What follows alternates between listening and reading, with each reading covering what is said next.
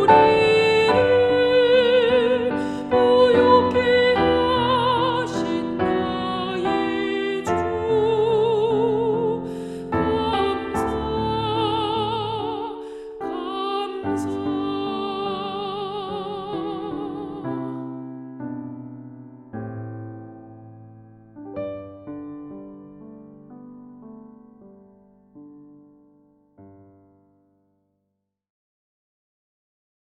함께 보실 하나님 말씀은 야고보서 1장 5절 말씀입니다. 너희 중에 누구든지 지혜가 부족하거든 모든 사람에게 후히 주시고 꾸짖지 아니하시는 하나님께 구하라. 그리하면 주시리라. 요즘 우리는 많은 정보를 접하며 살고 있습니다. 세계 곳곳에서 일어나는 일들부터 각 분야의 전문적인 지식까지 손만 뻗으면 언제든지 확인할 수 있는 시대입니다. 일상에서 마주하는 문제들 역시 몇 번의 검색이면 해결책을 찾을 수 있는 시대입니다. 그래서 정보의 양만 놓고 보면 우리의 눈앞에 놓인 인생의 난제들은 충분히 해결할 수 있을 것 같습니다. 그러나 정보가 넘치는 이 시대 속에서도 우리의 삶에는 여전히 쉽게 풀리지 않는 문제들이 있습니다. 무엇을 선택해야 할지, 어떤 길이 옳은지, 어떻게 반응해야 할지 알지 못해서 망설이는 순간들이 반복됩니다. 본문은 바로 이러한 현실 속에서 우리에게 꼭 필요한 것 한 가지를 말합니다. 그것은 지혜입니다.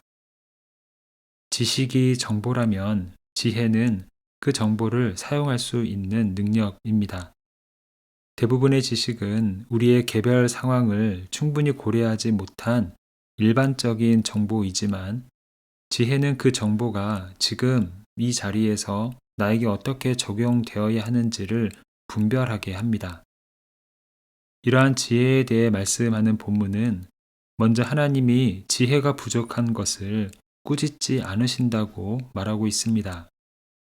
우리는 주변 사람들의 지혜롭지 못한 모습을 보며 안타까워합니다.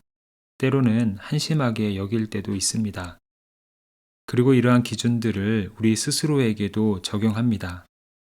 그래서 인생 중에 마주하는 문제들을 지혜롭게 해결하지 못할 때가 있으면 늘 스스로를 책망합니다. 관계를 잘 풀어나가지 못할 때나 맡겨진 일을 잘 해결하지 못할 때, 그리고 부모님을 공경하고 때로 자녀들을 양육하는 그 과정 속에서 지혜롭지 못한 자신의 모습을 보며 좌절하게 되는 것입니다. 그리고 이러한 생각은 하나님과의 관계로도 이어집니다. 우리가 지혜롭지 못할 때에 하나님이 우리를 책망하신다고 생각하는 것입니다. 하지만 하나님은 지혜가 부족한 우리의 모습을 꾸짖지 않으십니다. 본문은 지혜가 부족한 자에게 후히 주시는 분이시지 꾸짖는 분이 아니라고 분명히 말씀합니다. 만약 하나님이 꾸짖으신다면 지혜가 부족한 모습이 아니라 하나님께 지혜를 구하지 않는 모습일 것입니다. 그래서 본문은 이어서 말합니다. 하나님께 구하라. 그리하면 주시리라. 본문은 시험과 고난이라는 큰 주제 안에서 주어진 말씀입니다. 고난과 시험 속에서 주님께 지혜를 구하면 지혜를 주시고 그 지혜로 상황을 헤쳐나가게 하신다는 말씀입니다. 바다를 항해하는 배가 폭풍우를 만날 때가 있습니다. 그때 선장은 문제를 해결하기 위해 바람과 싸우지 않습니다. 파도와도 싸우지 않습니다. 폭풍우 속에서도 방향을 잃지 않으려고 나침반을 수시로 확인하며 항해를 이어갑니다. 우리는 인생 가운데에 고난과 시험이라는 폭풍우를 만날 때가 있습니다. 예기치 않은 관계의 갈등들, 해결되지 않는 가정의 문제, 일터에서의 압박과 여러 선택의 순간들, 아무도 대신 결정해 줄 수 없는 이러한 상황 속에서 우리는 문제를 없애기 위해 애쓰고 상황을 바꾸기 위해 몸부림을 칩니다. 하지만 많은 경우 문제는 쉽게 사라지지 않습니다. 바로 그 순간에 우리에게 필요한 것이 지혜입니다.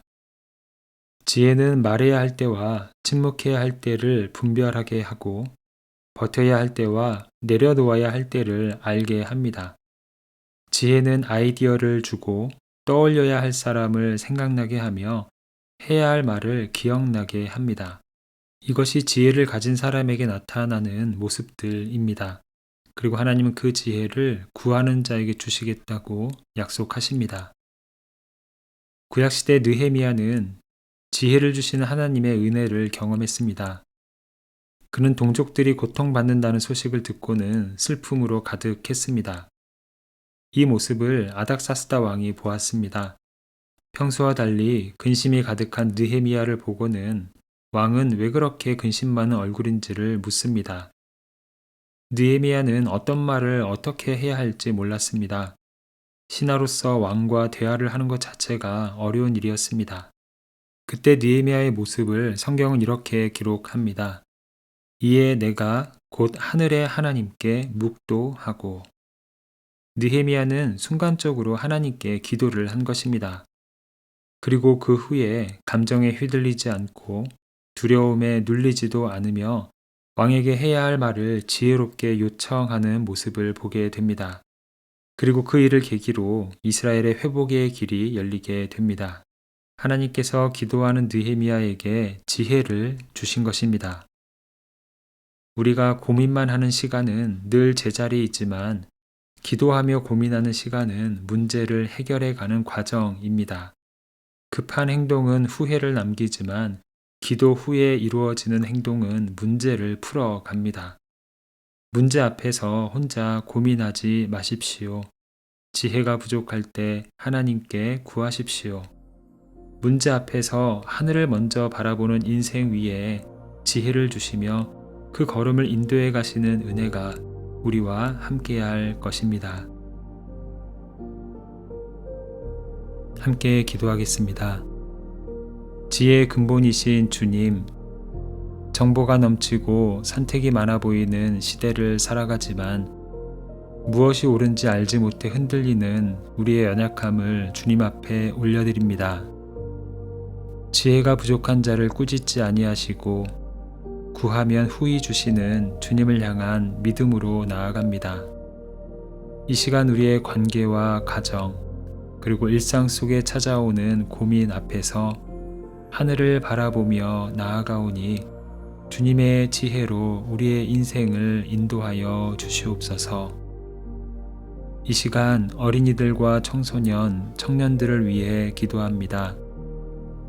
그들이 진리를 접하며 진리의 뿌리를 내릴 수 있도록 그 걸음을 인도하여 주시고 수많은 정보와 가치로 혼란스러운 시대 속에서 그 길을 잃지 않도록 지혜를 부어 주시옵소서.